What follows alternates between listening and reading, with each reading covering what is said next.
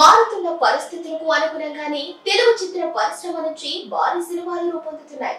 అందులో చాలా వరకు పాన్ ఇండియా రేంజ్ లోనే చిత్రాలు తెరకెక్కుతున్నాయి. ఇప్పటికే ఇలా చాలా సినిమాలు వచ్చి ప్రేక్షకులను ఆదరించాయి. ఈ క్రమంలోనే మరికొన్ని సినిమాలు కూడా లైన్ లోకి వచ్చేస్తున్నాయి. ఇప్పుడు అలా రాబోతున్న మరో హైలైట్ మూవీనే కల్కి 2898 AD.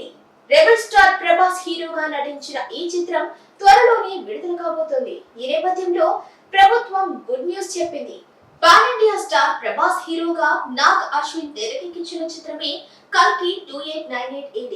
హాలీవుడ్ రేంజ్ లో రాబోతున్న ఈ చిత్రంపై ఆరంభంలోనే అంచనాలు భారీ స్థాయిలో నెలకొన్నాయి. అందుకు తగ్గట్టుగానే దీన్ని పాన్ వరల్డ్ రేంజ్ లో తెరకెక్కిస్తున్నారు. దీనికి తోడు ఈ చిత్రంలో ఎంతో మంది స్టార్లు కూడా ఉండటంతో దీనికోసం అందరూ వేచి చూస్తున్నారు.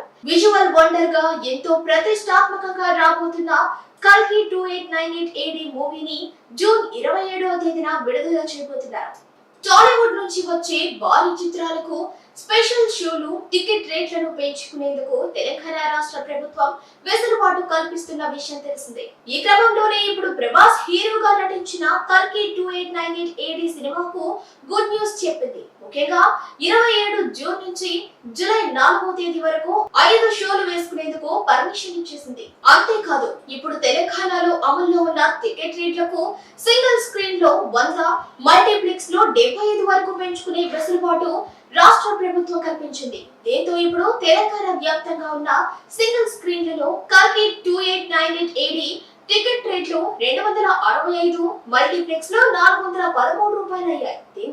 దీంతో చిత్ర యూనిట్ బయ్యర్లు ఫుల్ ఖుషి అవుతున్నారు. ఇదిలా ఉండగా కల్కి 2898 AD సినిమాను వైజయంతి మూవీస్ బ్యానర్స్ పై అశ్విని దత్ నిర్మించారు. ఈ భారీ బడ్జెట్ చిత్రంలో దీపికా పదుకుని హీరోయిన్ గా నటించింది.